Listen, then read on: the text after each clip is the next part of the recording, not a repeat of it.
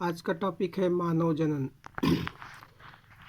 बात करते हैं मानव की। तो मानव जो होते हैं एक लिंगी प्राणी होते हैं। एक लिंगी से मतलब ये होता है कि नर जनन अंग अलग शरीर में विकसित होता है और मादा जनन अंग अलग शरीर में। इसका मतलब ये हुआ कि नर युग्मक अलग शरीर में बनेगा और मादा युग्मक अलग शरीर में बनेगा।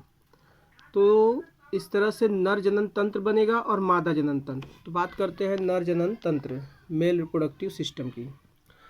तो नर में जितने भी अंग जनन में सहयोग करेंगे उन सभी अंगों को बोलेंगे नर जनन तंत्र।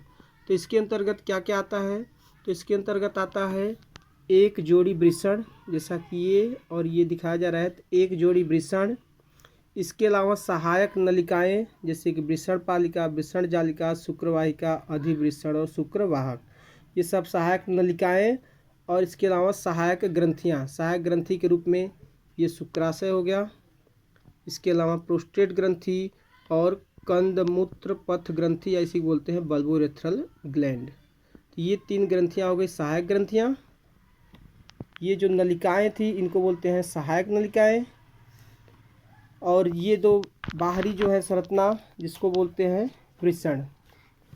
इसके अलावा जो बाह्य जनन अंग है, बाह्य जनन अंग के रूप में ये शिश्न जो है शिश्न कार्य करता है। तो इस तरह से नर में जो है जनन अंग के अंतर्गत है एक जोड़ी वृषण, ये फिगर दिख रहा है। इसके अलावा सहायक नलिकाएं, इसके अलावा सहायक ग्रंथियां, सहायक ग्रंथि के रूप में ये तीनों दिख रहे हैं, शुक्राशय, प्रोस्टेट ग्रंथि और कंदमूत्र पथ ग्रंथि। इसके अलावा क्या है, बाहरी जनन अंग शिश्न होता है। शुरुआत करते हैं वृषण की। तो वृषण जो होता है ये नर का क्या होता है, मुख्य जनन अंग होता है, क्योंकि यहीं से क्या होता है नर युग्मक यानी शुक्राणु का निर्माण होता है। वृषण की बात करें तो वृषण जो होता है उदर गुहा के बाहर, उदर मीन्स होता है पेट। तो सारे के सारे जो जनन अंग है, चाहे नर के हो चाहे मादा के सब कहाँ पे व्यवस्थित होते हैं, श्रोणि क्षेत्र में। लेकिन ये श्रोणि मीन्स जहाँ पे आपके पैर कमर से जुड़ते हैं तो उसको बोलते हैं आप श्रोणि मेखला। तो उसी क्षेत्र में है, आपके श्रोणि क्षेत्र में ही जनन अंग व्यवस्थित होते हैं। तो वृषण जो होता है उदर माने सारे के सारे अंग शरीर के अंदर है, लेकिन ये उदर गुहा के बाहर होता है और एक झिल्ली होती है, इसको बोलते हैं वृषण कोश। तो वृषण कोश में व्यवस्थित होता है। जो वृषण होता है, वृषण की प्रत्येक वृषण की लंबाई की बात करें तो लगभग 4 से 5 सेंटीमीटर, चौड़ाई की बात करें तो लगभग 2 से 3 सेंटीमीटर होता है। प्रत्येक वृषण जो होते हैं छोटे छोटे खंडों से मिलकर बना है। इन छोटे खंडों को बोलते हैं वृषण पालिका, जिसकी संख्या लगभग 250 होती है। हर एक वृषण पालिका में 1 से 3 क्या होती है, शुक्र नलिकाएं होती है। 1 से 3 शुक्र नलिकाएं होती हैं। अब इस शुक्र नलिका का यदि समझे हम कि ये शुक्र नलिका है, तो शुक्र नलिका में बाहरी परत भी होगा और अंदर वाली परत है। तो बाहरी परत जो है इसको बोलते हैं अंतराली अवकाश। शुक्र नलिका के बाहरी परत को अंतराली अवकाश बोलते हैं। अंतराली अवकाश में रुधिर वाहिनियों का पूरा जाल बिछा होता है। तो ये रुधिर वाहिनियाँ हो गई। और इसके अलावा क्या होती है, लीडिंग कोशिका होती है। यही लीडिंग कोशिका जो होती है नर हार्मोन्स यानी पुंजन, इसका इंग्लिश होता है एंड्रोजन, यानी ये एंड्रोजन जो है नर हार्मोन्स का काम करता है। तो नर हार्मोन्स का स्राव कौन करती है, लीडिंग कोशिका। लीडिंग कोशिका किसमें पाई जाती है, वृषण में। इसके बाद बात करते हैं ये जो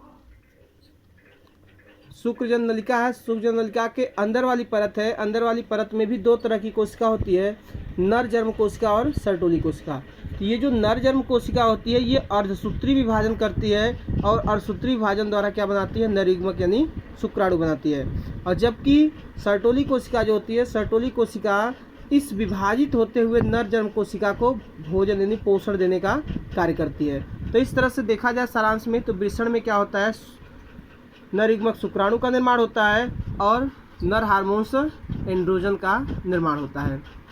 आगे चलते हम लोग देखते हैं दूसरा, सहायक नलिकाएं। सहायक नलिकाओं के अंतर्गत कौन कौन सी बात हुई थी। सहायक नलिका के अंतर्गत है आपका वृषण जालिका, वृषण जालिका, इसके अलावा शुक्रवाहिका, अधिवृषण, शुक्रवाहक, ये सब है सहायक नलिकाएं, जो क्या करते हैं, जो शुक्राणु उत्पन्न हुआ उस शुक्राणु को लाते हैं कहाँ, शुक्राशय तक। तो अब बात करते हैं यहाँ पे सहायक ग्रंथि की।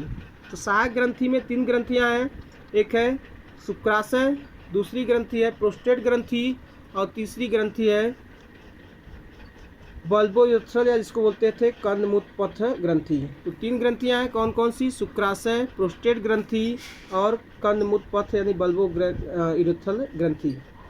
ये ग्रंथियां जो होती हैं सुक्रिय प्लाज्मा यानी कि कुछ तरल पदार्थ स्रावित करती हैं, इसे सुक्रिय प्लाज्मा बोलते हैं। इस सुक्रिय प्लाज्मा में क्या होता है? फ्रक्टोज होता है, कैल्शियम होता है और प्लस कुछ एंजाइम होते हैं। और जो बल्बोयुत्थल ग्लैंड होता है वो क्या करता है कि मैथुन के दौरान जो होता है स्नेहक पदार्थ का स्राव करता है। तो ये और बताया गया था कि जो बाहरी जनन अंग था, इस फिगर के अनुसार देखा जाए तो बाहरी जनन अंग क्या था? शिश्न था। तो शिश्न जो है, ये शिश्न बाहरी जनन अंग का काम करता है। तो मिला जुला के सारे जो नर के जो जनन अंग हैं यही है। इस तरह से नर जनन तंत्र के बारे में हम लोगों ने जाना। धन्यवाद।